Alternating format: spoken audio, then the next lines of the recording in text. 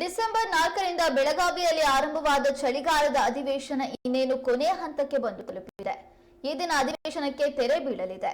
ಗದ್ದಲ ಗಲಾಟೆಗಳೇ ಕಲಾಪದಲ್ಲಿ ಈ ಬಾರಿಯೂ ಸದ್ದು ಮಾಡಿದೆ. ಬರ ವಿಷಯಕ್ಕೆ ಸಂಬಂಧಪಟ್ಟಂತೆ ಚರ್ಚೆಗಳು, ಉತ್ತರ ಕರ್ನಾಟಕದ ಸಮಸ್ಯೆಗಳಿಗೆ ಸಂಬಂಧಪಟ್ಟಂತೆ ಚರ್ಚೆಯಾಗಬೇಕಿತ್ತು. ಕೆಲ ಕಾಲ ಚರ್ಚೆ ನಡೆಯುತ್ತೆ ಹೊರತು ಯಾವುದೇ ತೀರ್ಮಾನಗಳನ್ನು ಮಾತ್ರ ತೆಗೆದುಕೊಳ್ಳಲೇ ಇಲ್ಲ.